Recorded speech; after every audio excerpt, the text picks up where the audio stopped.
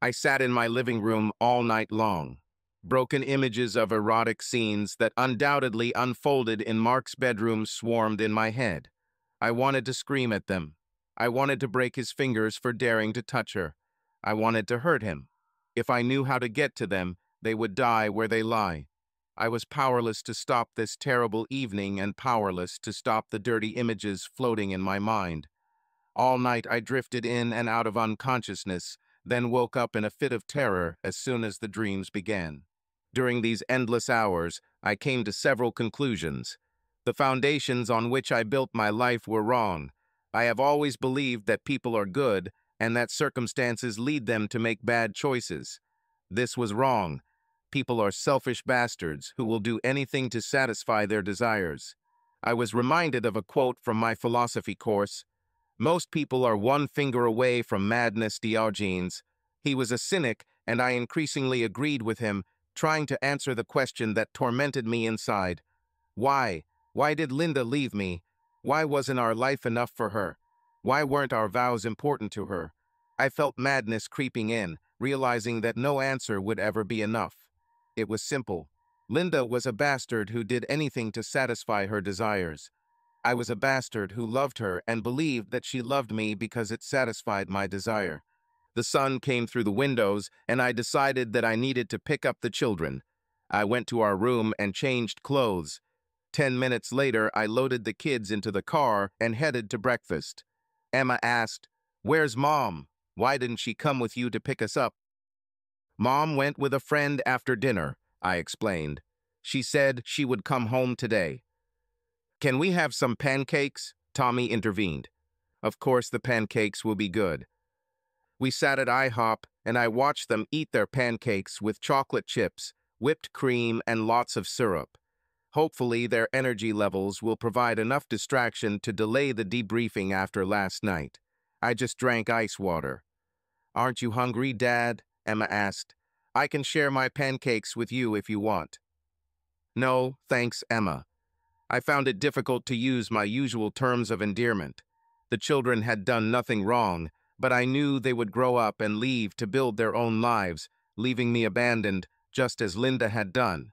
I couldn't find the desire to love anyone, including my children. There was a feeling of fear that I couldn't define, and all I wanted was to close myself off from everyone. "I'm done," Tommy announced. "Okay, let's go to the bathroom and wash up while Emma finishes eating." "I'm done too, Dad." "Okay, then let's wash up." I called our waitress and asked for the bill. "Do you need anything else?" she asked. "No, just the bill, please." "No problem. I hope you enjoyed breakfast with Dad," she told Emma and Tommy. "Do you have breakfast together every week?" The subtext was clear and presented the harsh new reality I might have to face being a weekend-only dad to two kids who were innocent of all this crap. "No, Mom and Dad usually make breakfast at home, and we don't get whipped cream," Emma assured her. "Well, I hope you enjoy your Saturday and come see us again soon." I left her a decent tip, and we headed home after cleaning up in the bathroom. The children burst into the house and began looking for cartoons to watch on TV. Mid-morning, I heard a car pull into our driveway and Linda walked through the door 90 seconds later. "Jim, I'm home." "Mother," Emma and Tommy screamed, rushing towards her. "Did you have a good time with your friend, Mom?" Emma asked. Yeah, honey," she replied, obviously caught off guard. "But I'm so glad to be home with my babies. Where's Daddy?" "He's in the kitchen, I think," Emma told her. "Is he making you breakfast?" she asked them. "No, he took us to pancakes, and now we're watching cartoons. Do you want to watch it with us?" Tommy begged. "Let me talk to your dad and change clothes first." "Okay, Mom," they both shouted, returning to the couch. "Jim, are you there, honey?" she asked, entering the kitchen. I didn't acknowledge her or answer her question. "Jim, why didn't you answer me?" "I'm home, honey. I'm the same woman I was last night. I still love you just as much as before." I just spun my wedding ring on the table like I did while waiting for her to return. I looked up and met her eyes before picking up my ring and tossing it to her. "I'll be gone for a while, not sure when I'll be back." Jim, please don't leave. I'm sorry I hurt you, it's just that. She faltered. I just had the opportunity to fulfill a fantasy, and I couldn't turn it down. I want to thank you for letting me spend last night. It was so special to me, and I'll do whatever I can. I didn't hear the rest as I walked past her and out the door. Damn Jim. He's a damn loser who lost his wife to a damn dork. Damn Jim. He believed that love was real and that Linda loved him. Damn Jim. He thought that being a good person was enough to build a life. Damn Jim. I never wanted to be called Jim again. My damn name is James. It was cold outside, and I left without a jacket. I had my wallet and keys, so I went back and got my car. I needed to forget about Linda and Jim. Jim and his idiotic ideas of love are dead. Jim is gone, and he will remain that way forever. I went to a local bar and sat in the back at 11 a.m. "What will you drink?" asked the bartender. "Do you have a single malt?"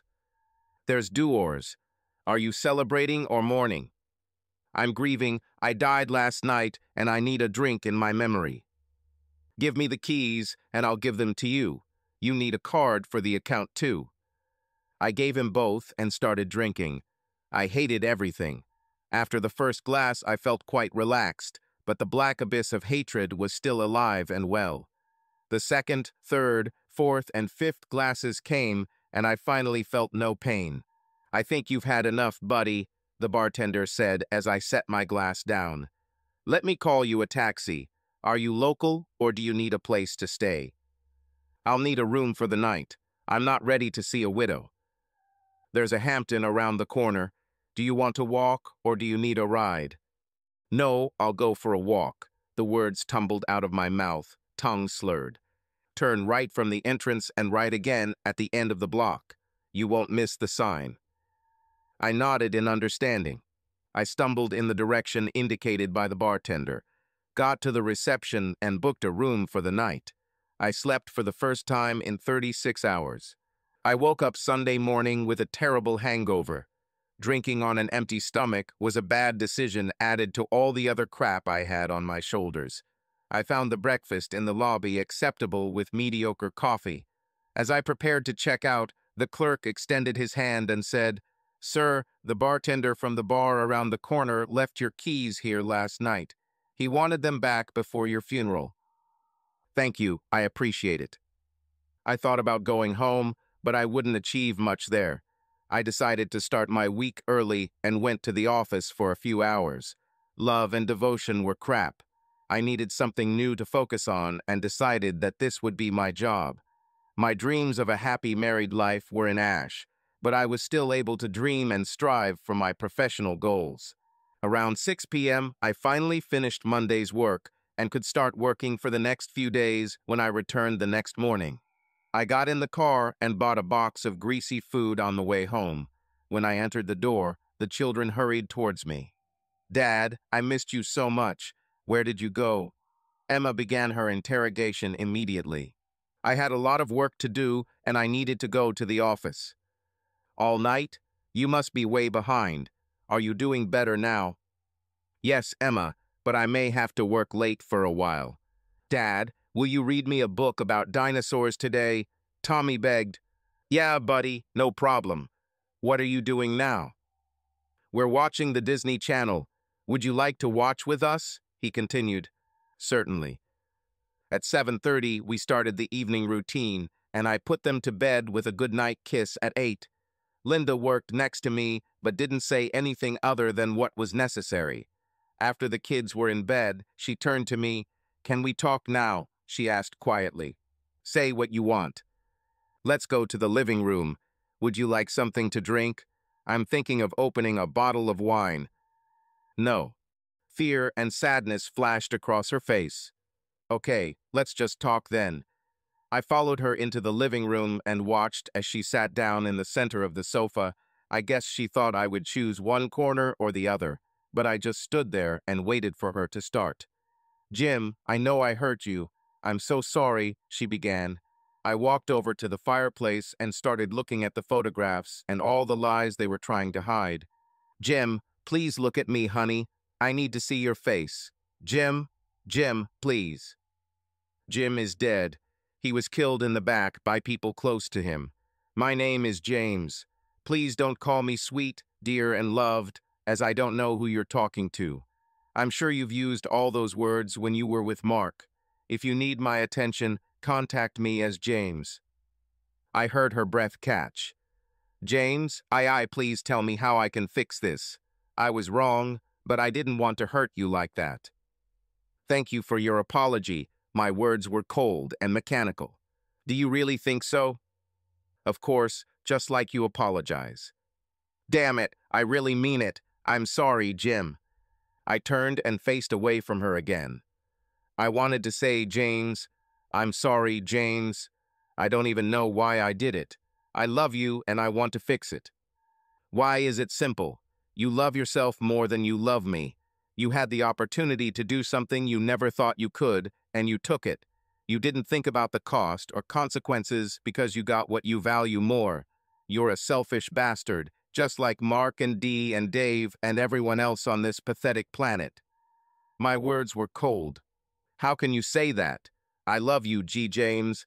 I know I did something terrible, but you should know that I love you more than myself. Look at our life together. Her words came out in spurts between sobs.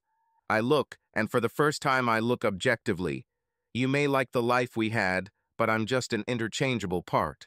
I'm a good partner for you, and you appreciate that, but it's obvious that I'm not enough as a sexual partner, so you moved up a notch above one evening. You are not stupid to believe that Mark would be a good life partner, so you decided that you will settle for less in the bedroom in order to have your preference in other areas of your life. But there is no guarantee that you will not find someone then you're better off in that area and don't decide to make a permanent change. No, please no, James. Please don't leave me. Don't leave me. You are free to stay or go. It is your choice, but you are no longer my first priority. What? What do you mean? She asked, still sobbing. For 10 years, I put our relationship and family above everything else. Perhaps it was selfish because I had a fantasy of true love and happily ever after, so I made it my mission to make that our reality. But after Friday, I realized how naive and stupid this fantasy was, and I set new goals. What about the kids? What about Emma and Tommy? What about our marriage? Don't you want a happy marriage? I will do everything I can to take care of Emma and Tommy. I will not forget my responsibilities. As for our marriage, I no longer believe in happily forever. She curled up on the couch and sobbed. It seemed that our conversation was over, and I went to the bedroom to get ready for bed. I crawled under the covers and quickly fell asleep. Tension was high in the house, and it was affecting everyone. Tommy started picking fights with Emma, and she was quick to fight back. Linda, for her part, tiptoed around, as if she was afraid that I would explode in anger or simply walk out the door and leave her. I spent an average of 60 hours a week in the office, and this caught the attention of my boss. James, are you okay? Yes, sir, just thinking about what I need to do to move forward here. Well, don't overdo it, and don't forget about your family. Thank you. Have a nice weekend. It's been 3 weeks since my eyes were opened and reality hit me. I haven't seen Emma and Tommy in a long time, so I thought I'd give them a big day out on Saturday. March weather isn't much better than February, but we could go to an indoor trampoline park or a pizza place with games. It was after 7 when I entered the house. I tried to get home in time to put the kids to bed, and today I had time to spare. I stopped announcing my arrival because I didn't want Linda to greet me at the door. I walked into the living room and listened to Linda's conversation with the children. Does Daddy still love us, Mommy? Emma asked in a small, sad voice. Yes, honey. Daddy still loves you and Tommy very much. What about you? Does Daddy still love you? Tommy added. Of course, I interrupted their conversation before Linda started crying again. I just have a lot of work to do right now, and it will take some time to get used to. Why don't you hug or kiss her anymore? Emma insisted. I've just been too busy with my thoughts lately. I'm sorry I upset you. How about we have a special day tomorrow? We can go to the trampoline park and jump on the walls." "Yes," Tommy shouted. "Will you come too, Mom?" "If you want," she answered, looking at me with pleading in her eyes. "Of course we do," I nodded without a smile. "Let's get you to bed so you can enjoy the day tomorrow." We put them to bed and returned to the living room. "They're right, you know. You haven't hugged or kissed me since I got home. Do you even want that? I know you'd like me to say it's just pain or my ego or something, but the truth is, no, I don't want to hug you or kiss you or show you any affection." "Then why are you still here? If you don't love me, why stay in this house and even pretend?" "Because we have 2 children and they don't deserve to see their family fall apart. My dreams of marriage are broken, but that doesn't mean their family has to be destroyed. Do you love me, G. James?" "Of course I do. I don't want anything bad to happen to you or for you to be unhappy. I just can't take it anymore, but your happiness is greater than your own. I saw how replaceable I am for you, and—" "No, no, you're wrong. I can't cope without you, James. I need you to love me. I need you to want me like before. I can't bear the thought that I've ruined you, Us. I thought you were invulnerable, and that I was your love." "You were, then you killed her. I didn't want it, but you decided you wanted him more than me, and you left. That's what's left of me. Now I'm a heartless bastard." She sat down and cried on the sofa. I made no move to sit next to her or comfort her. Instead, I picked up the remote and started flipping through the channels. I needed something light and decided on The Wedding Singer. This was my favorite scene when Robbie performed the song he finished writing after his breakup with Linda. What a coincidence. "Robbie, I have to warn you, when I wrote this, I was listening to a lot of The Cure. You don't know how much I need you. When you're around, I don't feel sad. And when we kiss, I know that you want me too. I can't believe I found a love so pure and true. But it was all nonsense. It was a damn joke. And when I think about you, Linda—" "Please turn it off," she cried. "Please, please, James, forgive me. I didn't mean to. Stop this nonsense. You asked Dee to help you set it up and escape. You can stop trying to sell me this, Linda. I understand your actions and motives clearly. You need to see a psychiatrist. Will you come with me? Please, James, let's try to get help and deal with this. Maybe we can help each other." "No, you can go if you want, but I'm happy with the way things are now. There's no going back, Linda. We're here because you brought us here. Now we need to figure out how to keep things stable for Emma and Tommy." Her tears were still flowing. "I'm going to reach out to someone, but I think you need to do this too. The kids see how you've changed, and even if you can't tell, you're losing them. They don't see you anymore and don't feel your love like they used to. It's my fault, but I can't fix it alone." I turned back to the TV and found another movie. She looked at me. "James, would you consider having sex with me tonight? I need to feel your touch and—" "Have you been checked?" "For what?" "For diseases. I can only imagine how many women that bastard has had. That's the stupidest part of all of this. I thought we had something really special, and you decided you wanted to be one of thousands because you thought that made you special. James, I'm sure Mark gets checked regularly and stays healthy. Otherwise, he wouldn't be able to play," she said through tears. "You'll need to get tested before I'll even consider this. Okay, I'm going to take a shower and go to bed. Good night, James. I really love you." 4 days later, I came home to find Linda crying at the kitchen table while the children were playing in their room. This wasn't unusual lately, and I didn't bother asking her what happened this time.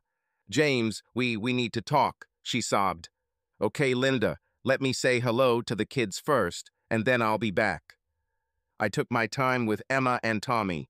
I brought them into the living room and let them crawl all over me.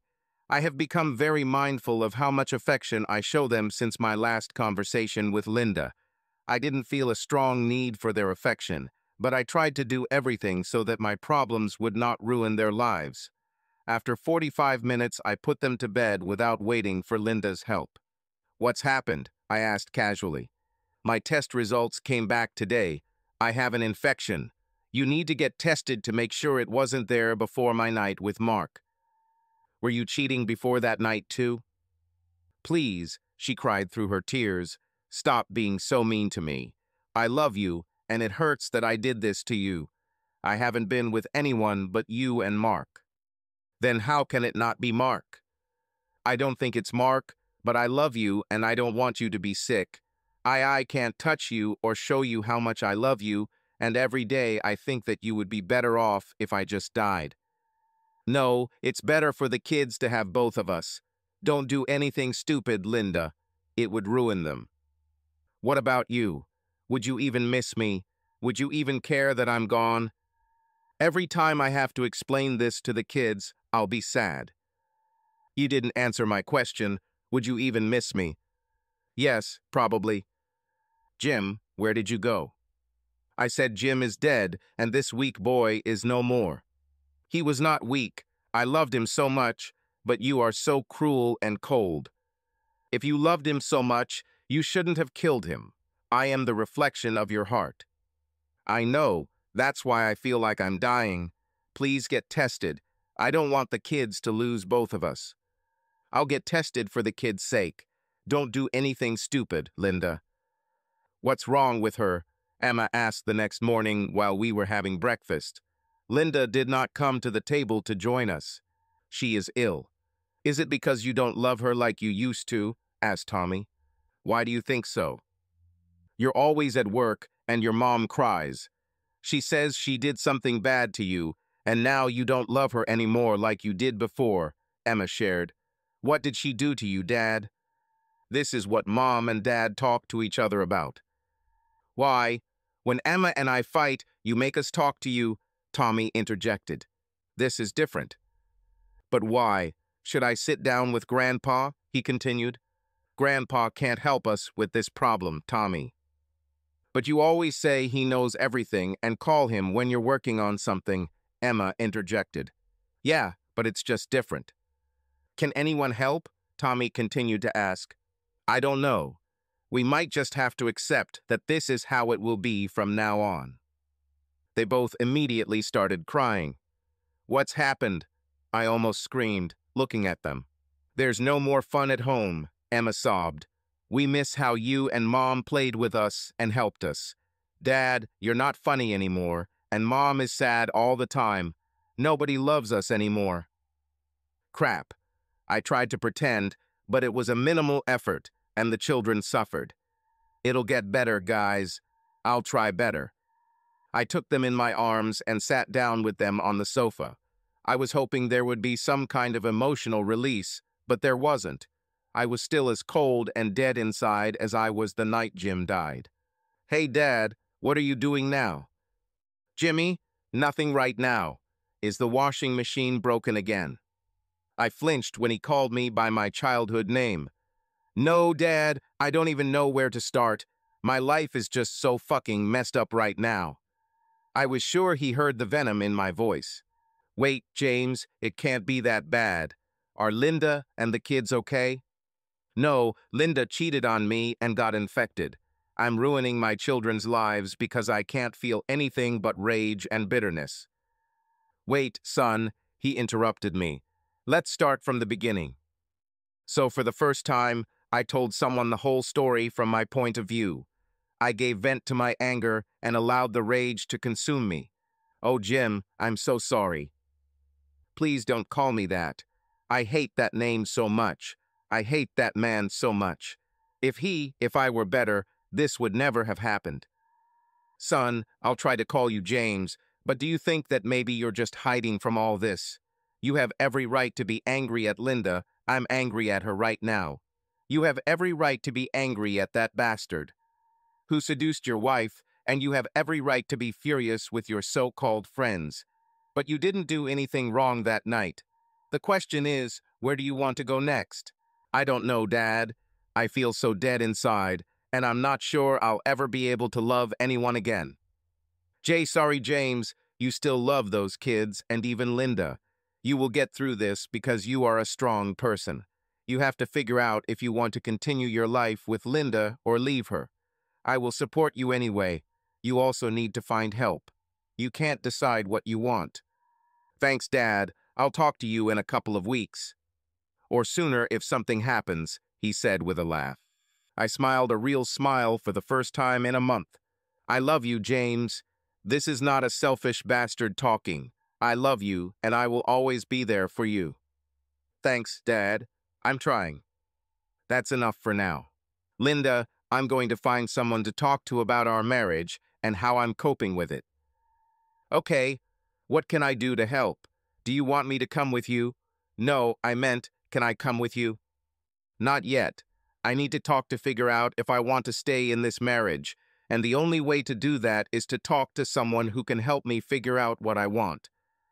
Her tears began to flow again. Is there anything I can do to convince you to give us a chance? We had our chance, Linda. You decided it. No, that I wasn't good enough. No, James, I didn't mean it. You were and still are enough for me. It was just a one-time event that I never thought would happen. It was like being on a trip when you suddenly get upgraded to first class. They give me a Maserati to rent instead of a regular car and put me in a suite instead of a regular room. I would have been content with what I had planned, but they gave me unexpected gifts. I would never look for a night with Mark or any other man. I just couldn't refuse when it happened. Offered. Do you understand? I understand. I felt the same way when we fell in love and you agreed to be my wife. I reached the top. Nothing else I would ever achieve could compare to having you as my wife. I put everything I had into being a husband you could easily love and into creating a life you could enjoy and be content with. You were my upgrade, Linda, but now the plane is on fire, the Maserati is wrecked, and I was stuck in a cheap, disease-infested shack. Everything I built was taken from me by the object of my worship. Mark didn't take you from me, you left for him. My words and tone were full of contempt. No, no, James, please, please, please, I'm begging you to understand. I would never leave you. You're my home. I need you so bad. I just slept with a famous football player because it seemed like an upgrade from loving my husband, I said dispassionately. She gasped and began to sob bitterly. For the first time, I think she truly understood and was upset not only that she had hurt me, but that she had destroyed something truly valuable. I'll let you know what I decide when I decide. I found a psychologist who was covered by my insurance and made an appointment. I had 9 visits as part of my plan, and I hoped that would be enough to see if I could find some normalcy. Hi, James. I'm Dr. Dysix Kitzler, but you can call me Samantha if you want. Thank you, Dr. Kitzler, but for now I prefer to use your professional title. Tell me a little about yourself and what you would like to get from our meetings. I'm trying to figure out if I should stay married after my wife cheated on me. We've been together for 10 years and have 2 kids. I'm not sure I can be the kind of father they need after I can't be the husband my wife needed. Wait, James, I have read your preliminary statements and responses to our questionnaire. It seems to me that you do not have an accurate understanding of your situation. We spent the next 50 minutes discussing that evening and how I had reacted over the past 6 weeks. We discussed Linda's reactions, my feelings about them, and how the children dealt with the tense environment in our home. James, you have experienced significant trauma. Betrayal is one of the most painful events we can face. I would like to meet with you again alone within the next 2 weeks, but I think you will need to meet with Linda and let her find out. How did her decisions and actions affect you? Do you think she will agree to come to the session? Yeah, I know she'll agree. I'm not sure I want her here because I know she'll try to convince me that our family is better together. I'm not sure I agree with her. I understand. I hope we can help you find clarity over the next few sessions. If not, then we can postpone our session together. Can we meet next week at the same time? Fine. The next 2 sessions were very helpful. Samantha, as I began to call her, pointed out some of the flaws in my marriage before the terrible evening. I was blind to them because of my addiction to pleasing Linda above all else. On her part, Linda had a narcissistic personality that enjoyed being wooed and pleased. This is a dangerous combination. I also accepted the reality of my situation. I will never be able to have the marriage I dreamed of and tried to build. He's dead, and now I have to choose what I want in the future. Tonight, with Samantha's help, I was going to confront Linda and tell her what she did to me, and her answers would determine my next steps. Hi, James. This must be Linda. Nice to meet you. You can call me Dr. Kitzler or Samantha, whichever you prefer. Linda's defenses were raised. Hey, Samantha, thanks for helping us.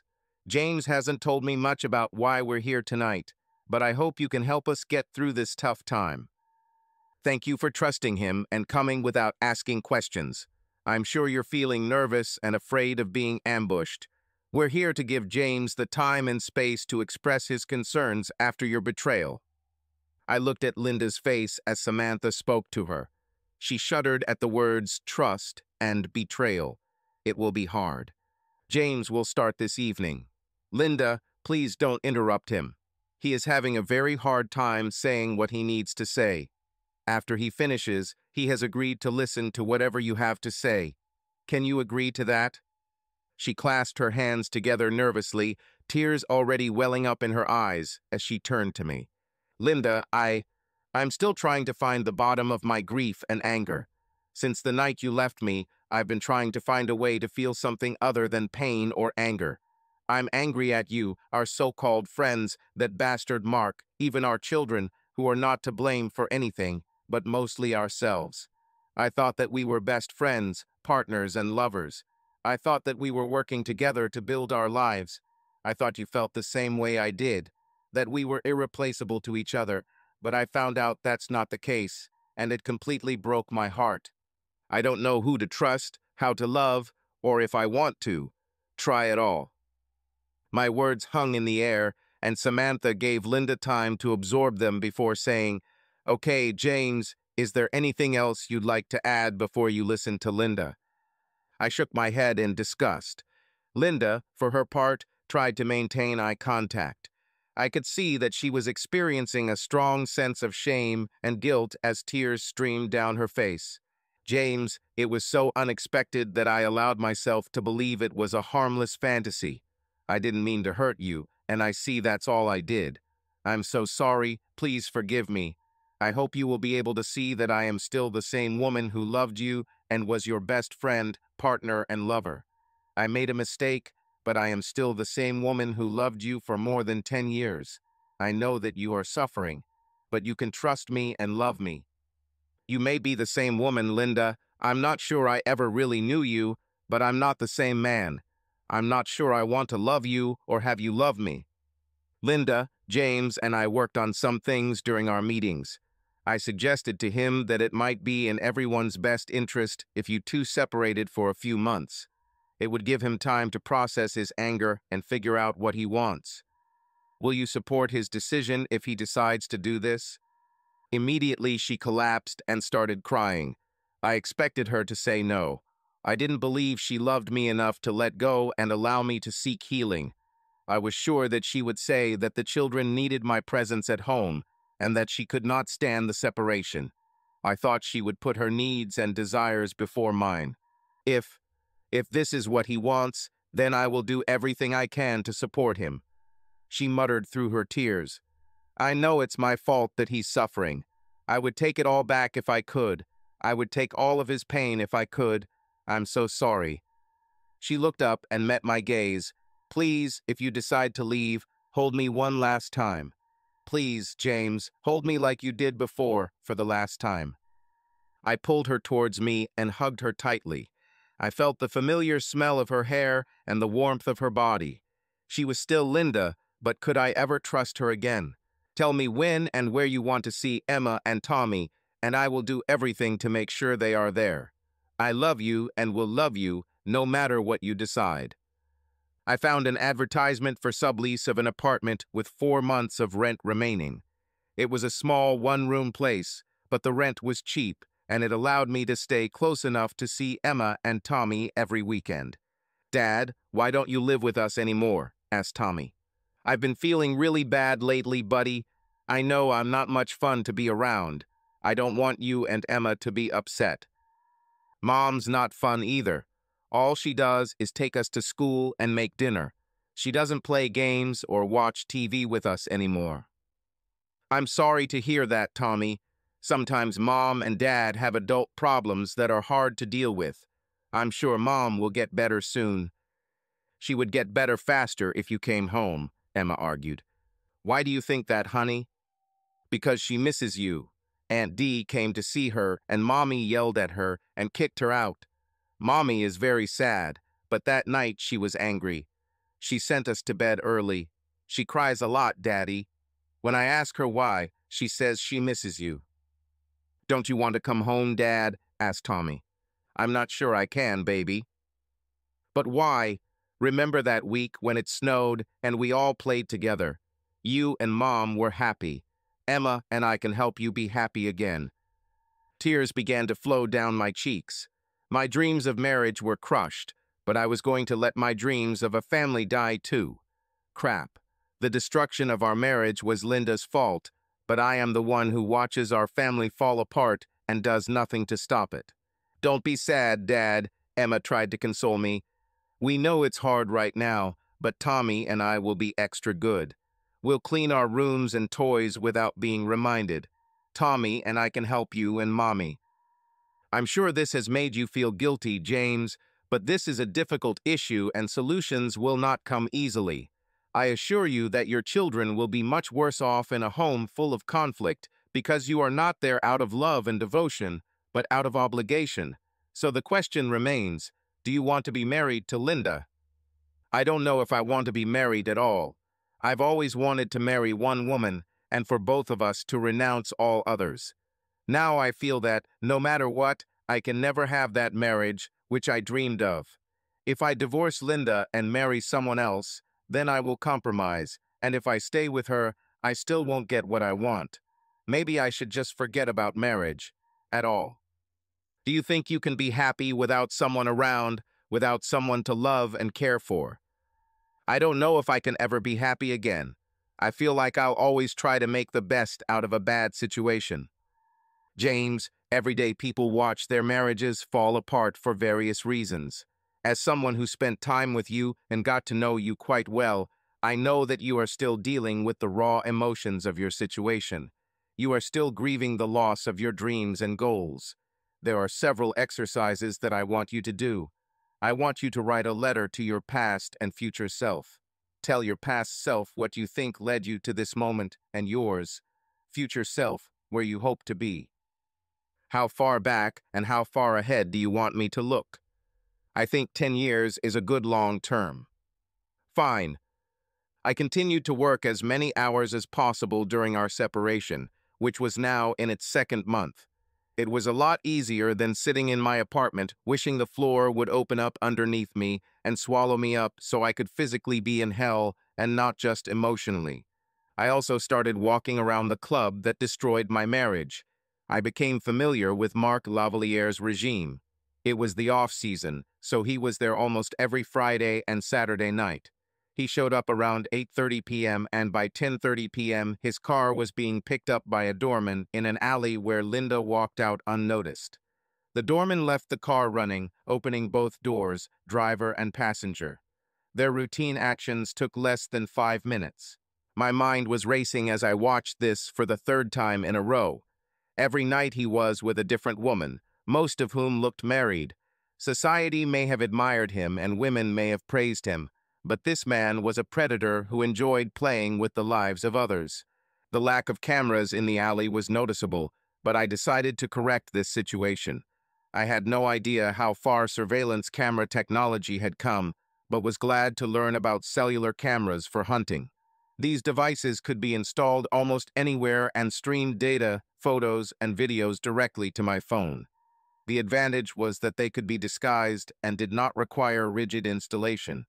I ordered 3 of these cameras, which cost me several $100s, and bought a prepaid SIM card and 3 additional SIM cards. I had a monthly cost of $70 during my follow-up, but I could cancel at any time if money became an issue. I became an expert on all things Marc Lavaliere. His desire to be visible and praised meant that he or someone around him was constantly updating information on social media. Creating a schedule for his regimen was too easy. We were in our 12th week of separation, and this was my 8th appointment with Dr. Kitzler. My emotions were finally starting to balance out, and her questions were helping me figure out what I wanted to do with my marriage. I've read your letters, and I think this would be a good place to start today's meeting. Would you feel comfortable starting there? She began. Certainly. How about starting with the future? That's where your decisions will have the most impact. You wrote to yourself, is it worth it? Do you have anything left? I'm afraid of becoming a bitter old man with nothing to look forward to when the kids are getting ready to leave home. Do you think this can be avoided? I don't know. I know I'm becoming more cynical every day. I don't see a happy ending in my future. At the moment, I think I'll probably end up alone. Then I'll die of heart disease due to work stress and bad health choices. This is grim, James. This sounds more like capitulation than a plan. I know it and I hate it, but I don't see a way to avoid it. I bet everything on Linda, and now it's gone. It's up to you, James. Linda failed, not you. She sinned, not you. You can choose to leave her life, and that's completely acceptable, but don't you think that after she's gone, it will be your job to find a healthy way forward? What if I can't move forward without her? I asked almost rhetorically. Then you'll have to find a way to forgive her, Dr. Kitzler responded sympathetically. How can this be fair? I asked furiously. It's not fair, James. It's mercy and compassion. It's unconditional love. Where is her love for me? She gets her fantasy, and I get suffering. Doesn't she deserve to be miserable too? Yes, she deserves it, but you can't make her suffer without suffering yourself, James. You love her too much. How can I ever trust her again? She left me and slept with him without caring about me or our children. Early in your relationship with Linda, you decided to take a leap of faith. Over the course of your dating, you built up confidence in her character and abilities. She betrayed that trust, and it destroyed the foundation of your relationship. That doesn't mean she destroyed the love you had for you or the responsibilities you share. The question is, knowing what you know now, do you want, if possible, to build a completely new relationship with Linda? Is this possible? If you're asking me clinically, the answer is yes. I've witnessed this many times. If you're asking about your situation, well, that's up to you and Linda, James. You're both not the same people you were when you started dating, and you are certainly not the same people you were before all these events. You must decide whether Linda is a woman you would date again and get to know her again for who she is now. You must also allow her to see a man, who you have become. She may not be able to accept you, or more likely, her feelings of guilt and responsibility. So you're saying we have to start all over again, with the kids above us, public humiliation, and everything. Damn. Yes, James, you will have to start from the beginning. That will be true no matter what you decide, even if you decide to accept loneliness. Samantha, I hate this. I hate what my life has become. I hate what Linda did to the kids and to me. I hate that bastard who preys on married women. I hate myself because my family is falling apart. I hate everything. That's quite understandable, James. Let's talk about that letter to your past self for a minute. You wrote, "Run away from love and any idea of a perfect life with your wife." I know you wrote this in pain, but what do you think your life would look like now if you followed this advice? I wouldn't feel this pain, and I wouldn't fight this rage that makes me want to destroy everything. Do you think you can heal if you have an outlet for your anger? She asked calmly. I don't know. I'm too afraid to let it out, I whispered in a hoarse voice. I'm not a fan of this movement, but I'll suggest something unusual. Have you ever heard of the Rage Room? I have no idea what it is. This is a specially equipped room filled with objects that can be destroyed. It can help you express your pent-up rage and aggression. I usually don't think this is a good idea because it's an unhealthy way of expressing anger. However, I think in your case it might be helpful. I will think about it. Dr. Kitzler was on the right track, But breaking appliances and trash would not satisfy me. I wanted the bastard to pay for what he did. I decided that my best chance would be at the public park that the bastard visited in the mornings for his jogs. I myself began to run there early in the morning to find a suitable place to carry out my plan. There was an area that disappeared into the willow trees along the small lake at the back edge 3-mile circle. It was out of sight from most of the park, and there was little traffic due to its remote location. I sat on the ground under the branches, the fresh leaves providing me with good cover. I was wearing black sweatpants and a dark gray long-sleeve t-shirt. I had a hat that looked like a black knit cap, but it was actually a balaclava that I could pull down to hide my face. Mark usually ran here on Mondays, Wednesdays, and Fridays. Monday and Wednesday were not good. It rained on Monday, so I didn't go, but on Wednesday there were a couple running there. I got lucky on Friday. I watched him as he approached and stepped out of the shadows. He sensed my presence and turned around. I took revenge on him. I grabbed his fitness watch and headphones that had fallen to the ground and ran away. All this took less than 30 seconds. I was sure that I would be stopped before I left the park, so I threw an empty can of pepper spray, a combat taser, watch and headphones into the water when I was 100 yards from the bastard. I ran along a more direct route to the edge of the park. I had to jump over a fence, but I was in my car and headed back to my apartment in less than 20 minutes. I took off my clothes and immediately put them in a trash bag.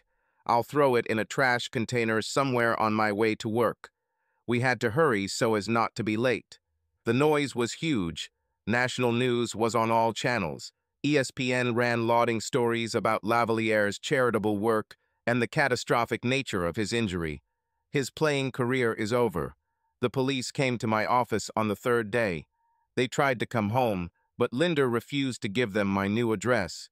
She tried to call me several times, but I didn't want to talk to anyone for the past few days. Mr. Northrup, I'm Detective Lassiter, and this is my partner, Detective O'Hara. We're looking for information about the attack on Mark Lavaliere that happened a couple of days ago. Your car was spotted on camera a block behind the park. You were in the park on the day of the attack, sir. To be honest, Detective, I've been suffering from psychological and emotional problems for the last couple of months. I'm having a hard time even remembering what I had for breakfast most days. Have you lent your car to anyone in the last few days, sir?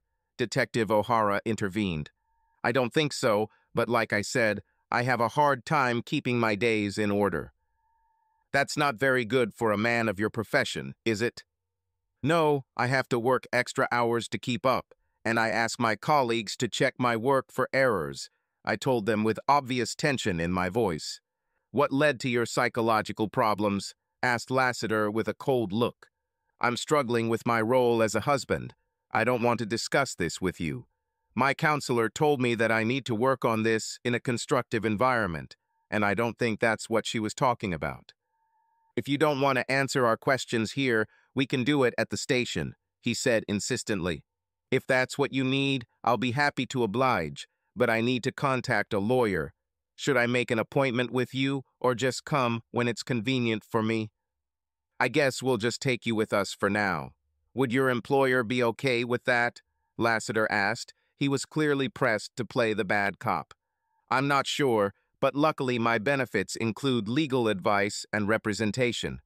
Let me call HR and have them send an attorney for consultation. That won't be necessary, Mr. Northrup. We'll be back if we have any more questions, Detective O'Hara intervened, playing the role of reasonable intermediary. 3 days later, Linda brought the children for a scheduled visit. They ran into the apartment and headed to the junk food cabinet. James, I'm sorry, I'm still confused. James, please tell me that you had nothing to do with what happened to Mark. I don't want you to spend your life in prison for that. What I did. Are you afraid that your boyfriend got it and you're getting it too easy? Are you afraid that someone will come for you too? No, James, I don't care what happens to Mark. I hope and pray that you forgive me and give me another chance, but that can't happen if you end up in prison. I hate what happened and the role I played in this. They can't force me to say anything against you, but if... Just in case, Linda. If you need to, I'll tell you that I did it. This can be my punishment if you want. Stop it, Linda. No one is saying I hurt Mark, and there is no evidence that I did anything to him. I'm asking you, she began, but her voice wavered. I looked into her eyes, hoping that my gaze was incredulous. Stop it, I told her. She nodded and went to say goodbye to the children. James, what are you thinking? You barely said a word, which defeats the purpose of coming to the consultation. I keep trying to figure out if I can trust Linda, but I realize I don't have much choice. What brought this to the forefront? When she brought Emma and Tommy, she asked me if I attacked the bastard. My first thought was that she was wearing a bug to get me to confess so I could get arrested. That sounds incredibly cynical. Do you think she's capable of such duplicity? She offered to confess for me so I wouldn't go to jail. The next day, I allowed her to take our children and return to our home. It's strange to me that I trust her with their health and emotional well-being, but I don't trust her as my own wife. It's a legitimate contradiction, but in context, she failed as a wife more than as a mother. No, she didn't fail. She abandoned them the same way she abandoned me. I let them go with her, thinking she would do the right thing for them, but I don't trust her to do the right thing for me. So you think she should lose her role as Emma and Tommy's mother? I can't make that choice. She abandoned them, but in the eyes of the law, she didn't because I took them and took care of them. I cleaned up her mess even when she betrayed me. I'm so stupid. No, James, you are responsible and reliable. Linda took that for granted, just as she took you for granted. Taking care of your children is not something you should ever regret. So I'll have to trust her, right? To some extent, but there are levels of trust and intimacy. You trust the teachers that are in your children's lives, but you don't allow them the same level of intimacy that you had with Linda. I just don't see a way back to the same level of intimacy as before. Believe it or not, it may be deeper. You have seen the worst side of Linda. If you choose to stay with her, then you will have to accept the parts of her that she never wanted you to see. The question remains, is this the direction in which do you want to move?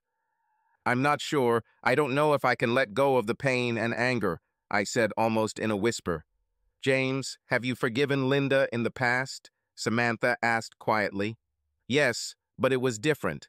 It was a mistake. It was betrayal. You're not wrong, but let me ask you this. How did Linda act after you forgave her? She was loving and appreciative. And this isn't necessary, but if you forgive her in this case, do you think she'll ever forget it, or do you think it will change the fabric of your relationship with her? I don't know, I said thoughtfully. I hope this will change our relationship for the better, but who knows for sure? There is a concept from religious philosophy that says that the greater the forgiveness, the greater the reciprocal love. I have something to share with you, James. I dated Linda just like you. She gave me permission to share something, or from our sessions, which will help you, even if it means you will leave her. Before you ask, I haven't shared anything about our time together. I want you to know that I see genuine remorse and sadness in her. She knows she hurt you, and she's struggling with forgiving herself. I'd like to get you two together for another session, after which I hope you'll be ready to make a decision. You still have a few more days left. Do you agree? Let's ask Linda for a session together tomorrow evening. Fine. Emma and Tommy remained in the children's area of Dr. Kitzler's office. She had movies, toys, and games for them, and her secretary could bring them snacks and take care of them as needed. She seemed motherly, and I appreciated her consideration for our situation. Samantha began, James, last time we let you start, but today I want Linda to go first. I want you to give her the same attention you were given last time. Will you agree to that? I nodded in agreement. I wasn't sure I trusted my voice. I looked at Linda. Her face was full of anxiety and stress. I could tell that she had long since passed her breaking point, but she tried to hold on, most likely for my sake. James, I have committed an almost unspeakable betrayal towards you. I say the unspeakable because it makes me sick to even think about it, let alone say it out loud. I betrayed you and was engaged in sex with Marc Lavalier. Tears streamed down her face as she made her confession. It was exciting at the time, but now I look at it with contempt. I hate Mark for asking me, and I hate myself for saying yes. I hate that I will never be a completely faithful wife again. I hate what I did to you and our children. I hate that I ruined our marriage and stole your beautiful dream. I hate that I don't know if I'll ever be loved again, she finished sobbing. Thank you, Linda, for your apology, I managed in a hoarse whisper. A lump in my throat made speech difficult. I accept your apology and forgive you, I said through tears. She collapsed on the floor and tried to crawl towards me. She held her face in her hands and repeated, I'm so sorry, so sorry, so sorry. I got up from the chair and hugged her. We cried together on the floor of Dr. Kitzler's office. For the first time since that night, I wasn't angry at Linda. I was deeply sad. All the pain and anger that had been holding me back suddenly disappeared. Sobs burst from my depths as bitterness overwhelmed me. Linda clung to me even tighter as screams began to come from my chest. She still whispered her regrets and worries as I let go of my pain. Finally, after what seemed like an eternity, we were both exhausted. It was cathartic, and I could finally look into those beautiful eyes that I had loved for so long. James, I have no right to ask, but if you allow it, I will cherish the opportunity to spend the rest of my life trying to make amends for my betrayal. You will never doubt my loyalty again. Wait, Linda. I'm still processing all of this. I need a little more time to figure out what's next. Her lips trembled again, but she nodded her head and quietly accepted whatever was coming next. Samantha finally spoke again. James, is there anything else you'd like to say? Not right now. I need to think a little. That's understandable. I think Linda had more to say, so I think it would be good to let her finish and let you think it over. Again, I nodded in agreement. James, what you said to me right after I betrayed you really hurt me. I spent a lot of time with Dr. Kitzler figuring out what you meant. I want you to know that I agree with much of what you said. I thought only of myself and married you for selfish reasons. I was so excited to be a wife that my vows were given to the role and not to you. Now I understand that it was a huge mistake on my part, so that you know that if you want, I will show you that I chose you with all my heart, mind, and soul. I didn't understand it, but I always considered you, us, just a part of my life, and not the most important thing in it. When you said, me that I was your dream, I finally realized how terrible I was towards you, even before my betrayal. What do you disagree with? I asked her quietly. What? She looked at me in surprise. You said you agreed with most of what I said, but that means there is something you don't agree with. I disagree with what you said, that you're a selfish asshole. You're not like that. You've never been like that. You're the most selfless and loving person I've ever met. I misunderstood that humility and didn't fully appreciate it. How wonderful you are. I hope you give me a chance. For 10 years you spoiled me. I would like to spend the next 50 years giving it back to you, she said with an honest smile. I think you both did great today, Dr. Kitzler said, concluding the evening. I'm sure your children will be glad to see you now. Why don't we go check on them? Emma and Tommy were watching a Pixar movie and eating popcorn. Dad, they shouted as I coughed to get their attention. Hey kids, what are you doing? We're watching planes. Dusty is getting ready to take off now, Tommy said enthusiastically. Very cool, I said with a smile. Would you like some ice cream? Can I, Mom? Emma asked pleadingly. If your dad suggested, then it's quite normal for me. Will you come with us? I asked her. Her eyes widened and her chin trembled a little before she nodded. Both children noticed the moment and smiled brightly. I want Rocky Road, Emma announced. What flavor do you want, Mom? I think chocolate dough with cookie pieces. And you, Dad? She looked at me.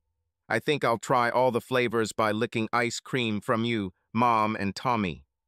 Oh, this is disgusting, they screamed. I don't share mine, Tommy announced. I'll eat everything while you try to get it from Emma and Mom. Don't worry, buddy.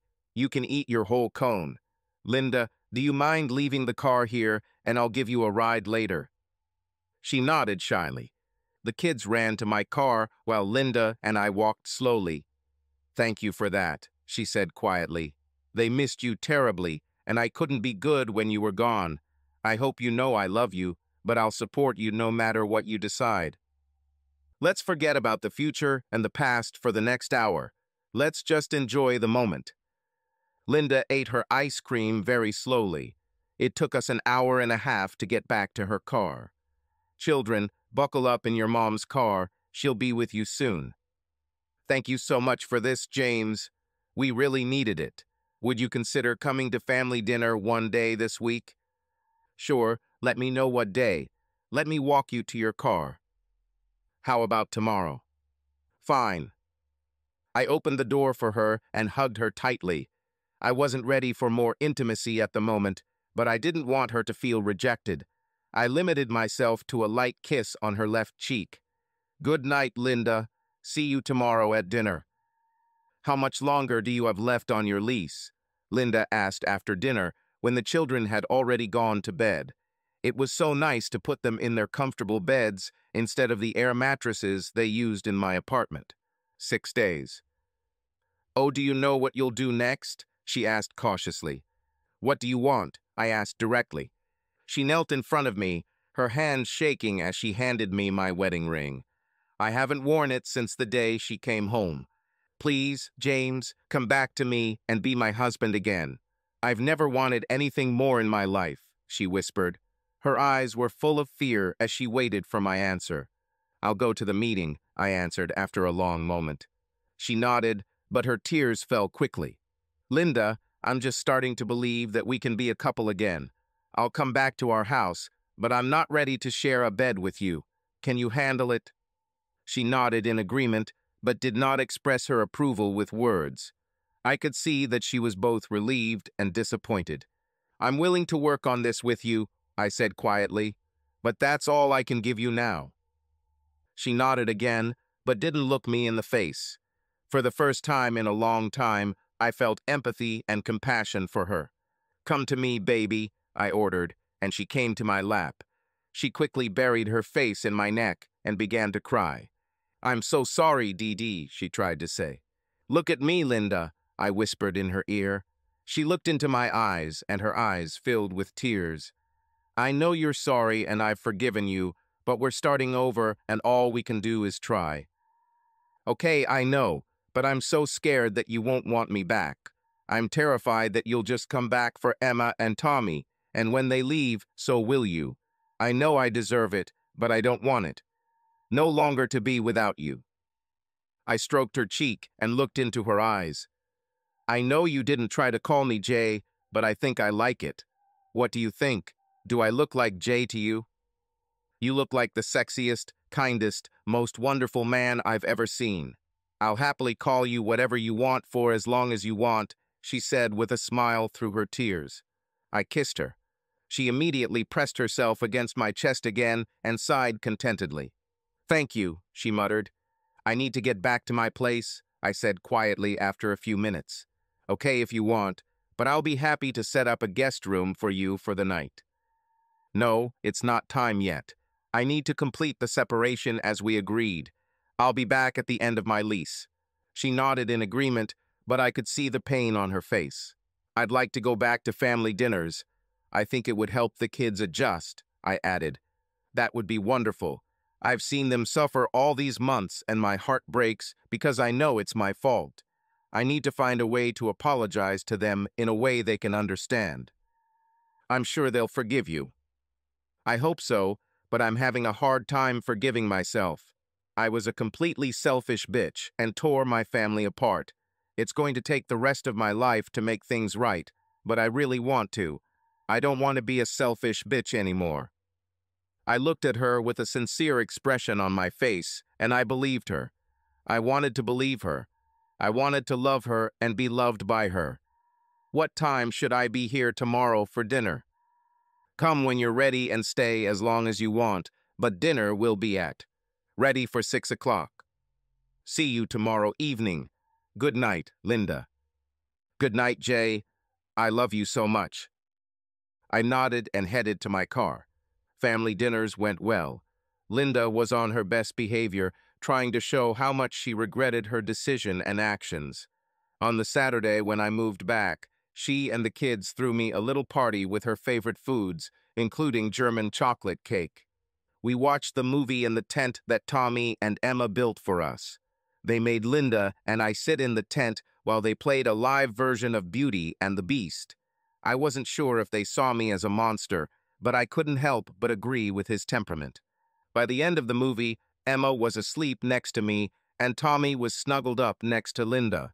"Thank you so much for being here tonight, Jay," she said, stroking Tommy's hair. It meant a lot to them and even more to me. "Let's put them to bed," I answered quietly. It took less than 10 minutes to get them comfortable in their beds. I knew Linda would want to talk about us and what would happen next. To be honest, I was looking forward to this conversation myself because I had an idea on how to move forward. This was the first time since all this started that I wanted to talk to her. "You know, you can take our room and I'll sleep in the guest room," she began. "I appreciate it, but I don't want to upset the kids if they come looking for you. They won't be disappointed if they find you instead of me, Jay. They love you and have missed you terribly all these months." "What did you tell them?" "That I made a mistake, that I broke several promises to you, that I deceived you and left you alone on a special night." "How did they react to this?" I asked, surprised that she had told so much to our young children. "They told me that I should tell you that I'm sorry and that I should take responsibility for my actions. I heard all the lessons we taught them coming back to me, and it broke me all over again. Thank you for being honest with them and not making me the bad guy. It would have been easier for you." "Perhaps, but I have to take responsibility for it. I hope they can understand and forgive me one day," she said as her chin began to tremble. "Just keep loving them and being a great mom to them. I'm sure everything will be fine. It'll be easier if you're here, showing them how. I know I keep apologizing, but I don't know what else to do." Tears streamed down her cheeks, and she tried to hold herself back from bursting into tears again. "Linda, we've already discussed this, and we can't keep going back to it. I have forgiven you and continue to forgive you. I'm trying to put it behind me, but it's impossible if you keep bringing it up." "I know, Jay, but until we get back together as a couple, it's not fair of me.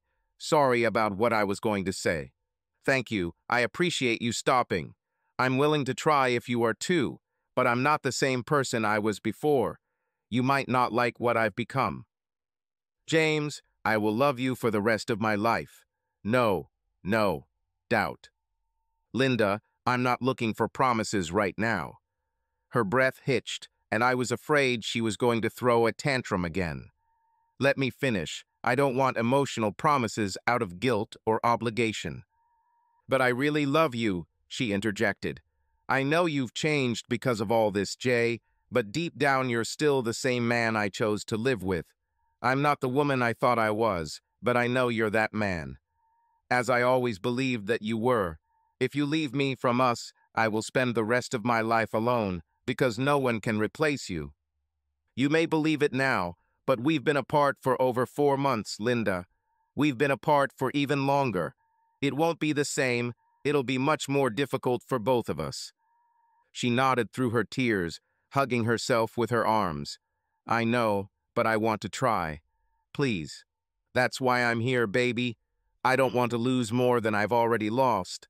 Thanks for tonight. I enjoyed it. Good night." "Jay, can I kiss you and hug you good night?" "Yeah, let's get ready for bed, and then I'll meet you at your door." 10 minutes? It sounds good. I hoped she wouldn't try to seduce me the first night back home. I needed more time to even think about sex with Linda. I was chaste during the entire period of our separation. Every time I thought about sex, I saw Linda in the arms of that bastard on the dance floor. I wasn't sure I wouldn't start vomiting if she came to me in her underwear. Luckily, we were more in sync than I could have imagined after our separation. She greeted me at her door wearing yoga pants and a t-shirt. She didn't wear a bra, but she didn't openly try to seduce me. "Do you want to come over, Jay? I promise I won't push. We can sit and talk if you want." I stopped and looked at her. There was tension on her face. This was how I wanted to start. I wanted to try to build emotional intimacy before we thought about sex. Sure, we can talk some more. I was rewarded with her best smile. It was a joy to see her. We climbed onto the bed we once shared. I wish I could say that it was easy and I enjoyed every moment, but the truth is that it was difficult for me to be so close to her in this situation. She sensed my anxiety and tried to calm me down without pushing me too hard. "Sorry it's taking me so long to ask this question, Jay. I'm focused on myself like a selfish bitch, but I'm working on it. What do you want, baby?" "What do you mean, Linda? Where do you want to go from here? I want you back in my life as a husband, but I know I can't drag you here if that's not where you want to be. You had a beautiful dream and I ruined it, and I can't change that. So I guess what I'm asking is, do you still want to be my husband, or are you just doing this for our children?" "That's a tough question, Linda. I'll never be the man I used to be. I don't want to be. As for being your husband again, I won't lie. If the kids weren't here, I wouldn't be either. It was, but they're here, so." "You don't have to stay, James," Linda interrupted with tears running down her face. "I will never keep them from you." "It's not that simple, Linda," I continued. "If I leave, our family will end up falling apart. You are a beautiful woman, and it won't be long before you find someone to replace you." "You're wrong," she screamed, but stopped when I raised my hand. "No, I'm not wrong. You'll start dating at some point not too far away. Then you'll find someone who makes you happy, and he'll end up taking the role I used to have. Maybe I'll decide again to start dating, but I don't see myself committing to anyone, so it will just be superficial meetings. I can't imagine how this will all affect Emma and Tommy. James, I can never replace you, not in my heart, not in theirs. So, you're here for the kids. What about us?" "I will try to be your husband again, Linda, but it will take time for us to rebuild trust. In the meantime, let's take it easy and see if there's still a spark." "Jay, there's more than a spark in my heart. I would do anything to show you how much I still love you and how much I'm attracted to you." "Oh." She looked at me with a determined expression. "Yes, that's it. What I'm asking won't be easy, but—" "I'll do it," Linda promised solemnly. "I want to get back at Mark for seducing you, and I want it to be as public as possible." Anxiety immediately showed on her face, and I was afraid that she had already changed her mind. "How?" she asked quietly. "I want to record you talking about it, emphasizing all the worst parts, and then I want to upload it to the internet. I'm also going to recruit other women who were seduced by this creep to be part of my project." "James, aren't you going to get in trouble? I don't want to lose you if there's any chance of us being together. Please don't do anything that would take you away from the kids and me." I looked at her with a hard gaze as she quietly whispered, "Whatever, James." "Thank you, Linda. I know this won't be easy for you, but that bastard needs to pay for what he did." Linda cried throughout the video and the night that followed. I showed her some compassion and kept her in our bed until she fell asleep. The next morning, she looked at me and said, "Thank you, James. No matter how this all ends, this night will be my biggest regret and my darkest shame. I love you so much, and I hope this helps you heal. Are you sure you still love me? I won't blame you if you want to leave." "Jay, it was humiliating, but I did it myself. You've been through much worse. If you still want me, even though I'm now a famous prostitute, then I'll be yours forever." "Are you still a prostitute, Linda? Would you do it again?" I knew my question would hurt, but she endured it and answered, "No, Jay, I'm yours and yours alone as long as you want me." I pulled her towards me and kissed her. "I love you, Linda. Through it all, I've been angry, heartbroken, and depressed, but I've always loved you, and I will always love you. We'll find our way back together if that's what we both really want. I will be your faithful, loving wife for the rest of my life. My love, my body, my loyalty, and devotion belong to you and only you. I will hold you to your promise and give you the same. Will you sleep with me tonight? In our bed, please. I never want to sleep apart from you again. I'll be there, but sleep isn't what's on my mind. I've been living as a bachelor for over 6 months. A shy smile spread across her face. Jay, you have no idea how glad I am to hear that. Is there anything you would like me to wear or not wear? Let's start slow and enjoy our time of reunion without too many distractions. Sounds perfect. We had a good Sunday afternoon. I could see that Linda was excited to get the kids to bed, but I didn't let her rush it, even though I was feeling the excitement myself. Emma and Tommy had been left out too often, and I wanted to make sure they didn't become permanent victims of this whole ugly story. We played, as they said, during the snowy days before the world went crazy, hopefully temporarily. We ate dinner and played together in the living room until Linda called them in for a bath one by one. Tommy went first, so I had a few minutes alone with Emma. Dad, I'm so glad you're home. Our family is better when you and Mom are together, she told me, playing on the floor. I hope you don't leave again. I'm here forever, sweetheart. I love you so much that I can't bear the thought of leaving again. I love you too, Dad. Mom and Tommy too. We're all glad you're back home. Can we have a sleepover in the living room tonight? Not today, baby. Tonight I'll sleep next to Mommy. A huge smile spread across her face. Really? You will? She asked with a smile. I'm so glad, Dad. Mom and Dad should sleep next to each other. Really? Are you sure you're just not hoping you'll have your own room soon? I asked with a small smile. Dad, she said with feigned irritation and a smile. Emma, it's your turn, we heard Linda shout. Good night, Dad. I love you, she said, hugged me, and went to take a bath. Good night, sunshine. I love you too. After 15 minutes, Linda came into the living room and said, I'm going to get ready for bed. Come back when you're ready. I heard the nervousness in her voice and felt it in my stomach. I loved Linda, but I wasn't sure if we could ever fully recover sexually. We both had limited experience before we got together. We did most of our learning and experimenting together. Now she was sleeping with a man who had 1,000 times more experience and skill than me. Will our sex life ever be as satisfying for her as that night with the creep? Would I ever be able to exorcise the demons I feared would appear the moment we copulated?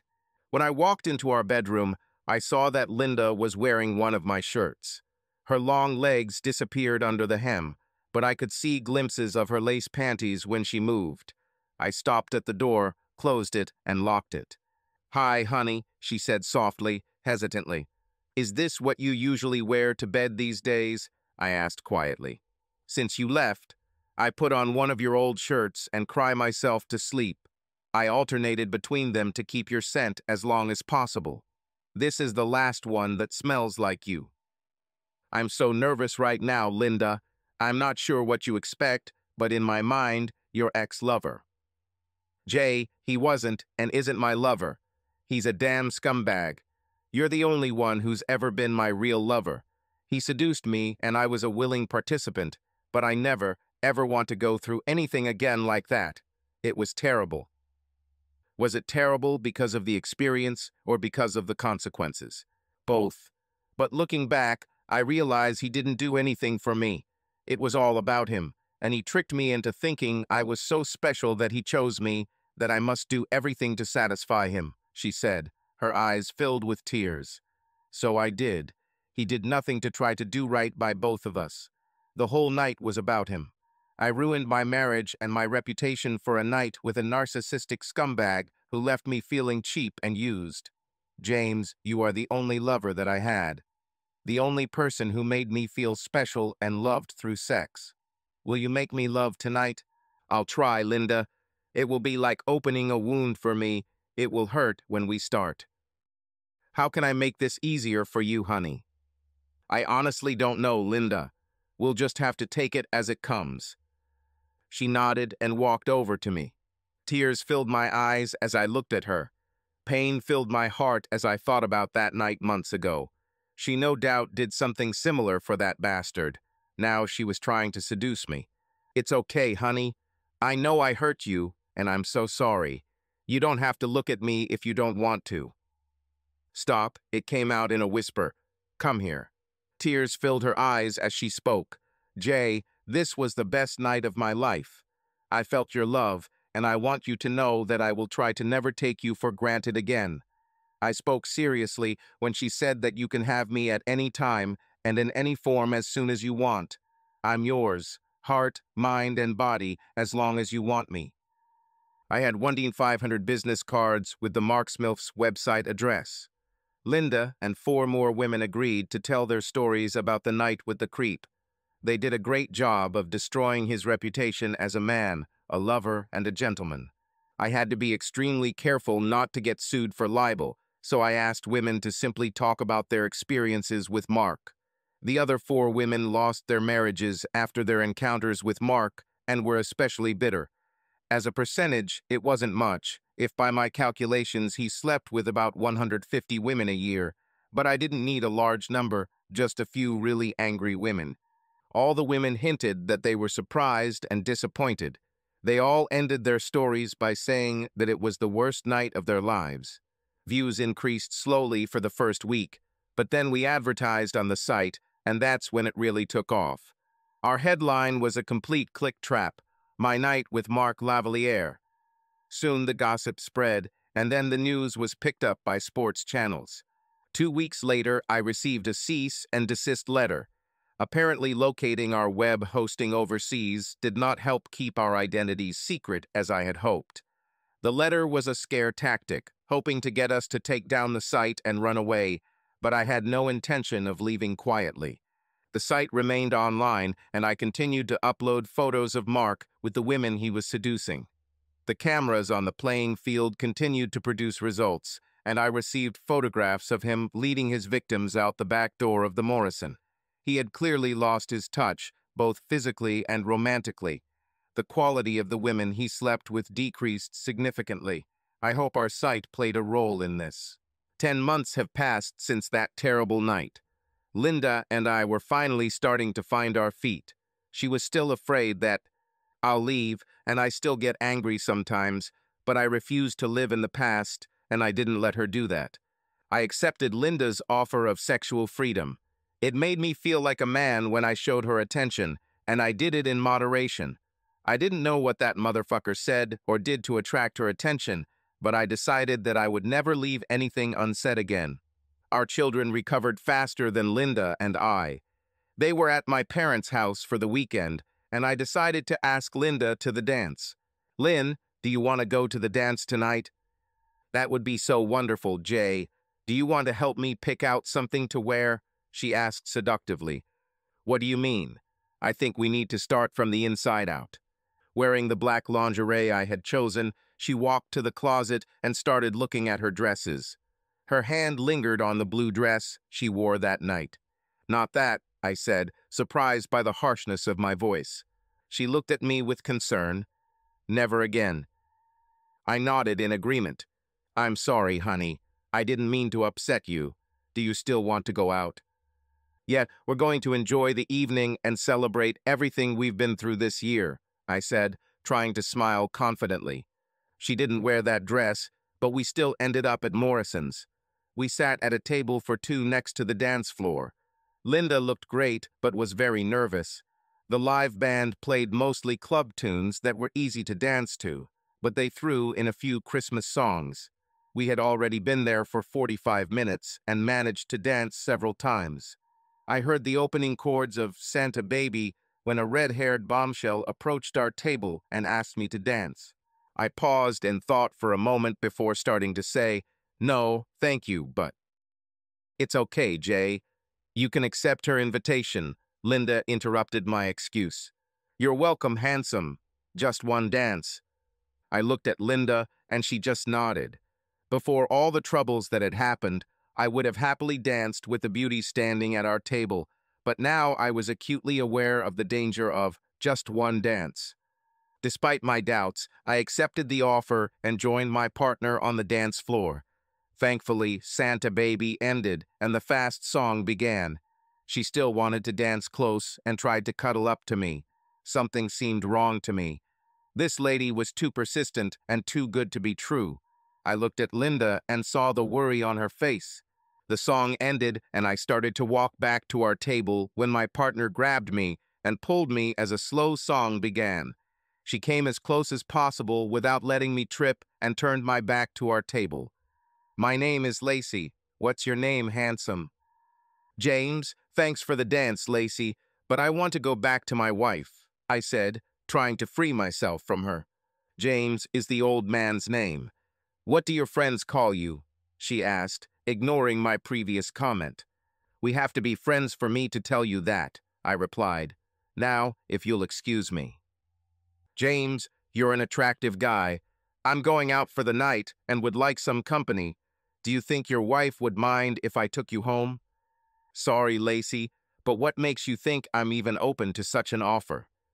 "Listen, James, I have a friend who knows what happened to you, and I'm here to offer you a way to even things out. I promise you, you'll have the best night of love you can imagine. Nothing, and I mean nothing, will happen outside the table. Do you know which of my good friends arranged this for me?" "Sorry, but that's not something I can tell you. I'm here to help fix the situation, and from what I can see, I think we'll both like it. If you're interested, meet me at the ladies' room in a couple of minutes." Bingo. I had a good idea who was behind it. The only question that remained was whether Linda was involved in this. I returned to our table and looked into my wife's loving eyes. "Do you know what's going on?" "Sorry about that," she answered with sincere interest and without her usual signs. "I was just seduced by my dance partner. She offered me the best night of love I can imagine." Horror and sadness were reflected on Linda's face. Her eyes began to fill with tears, and she said quietly, "I have no right to ask you, but—" "Linda, you have every right to ask your husband to remain faithful to you. But I'm curious who's behind this. I'm going to pretend to go to the bathroom, but I won't go with her. I just want to see who comes to our table." Tears began to fall down her cheeks, and she nodded. I walked towards the bathroom. I stopped as soon as I entered the alcove and looked back at the table. As I expected, the bastard came up to Linda and sat in my place. At the same time, I felt a woman's hand touching my right shoulder. "Are you coming, handsome?" she asked confidently. "No way," I replied and confidently returned to the table. "Sorry, but you're sitting in my place," I told the bastard categorically. "So it's you, bastard, who's causing me so much trouble," he said with pure malice in his voice. "I guess that's where I met your wife, because I met other bitches here too. I've been waiting months for my boyfriend to call me and tell me you're here. We need to talk, and this damn site needs to go down." When he stood up, I noticed that he had difficulty moving with his injured knee. This made me grin, which he immediately noticed. "You think it's funny that I'm a cripple, you bastard? Are you the one who did this to me?" he growled. There was a fight, but Linda came to my defense. A visit to the emergency room gave me a diagnosis and proof. I had a concussion and will likely need a bridge to repair damaged teeth. I contacted the most brutal personal injury lawyer I could find. 3 months later, I received a settlement for about $4 million. Mark even paid my attorney fees. I have extracted my share of flesh from the scum physically, emotionally, and financially. He will not go into poverty, but he will not rule the world either. I'm not sure how bad it was because he's been on the run since that night at Morrison's. We didn't even see him during the settlement negotiations. He seems to have decided that a quiet, secluded retirement was the right choice for him. To hell with him. Dreams of a perfect marriage were dashed, as were hopes of a happily ever after. I still love Linda, and I'm sure she loves me, but I also understand that sometimes love is not enough. Jim believed these things, but Jim is dead. My name is James. Subscribe to our channel so that your love doesn't cheat on you, and go ahead and listen to the next story, because this story is nothing compared to the next one. If you're under 18, don't even think click to the next one.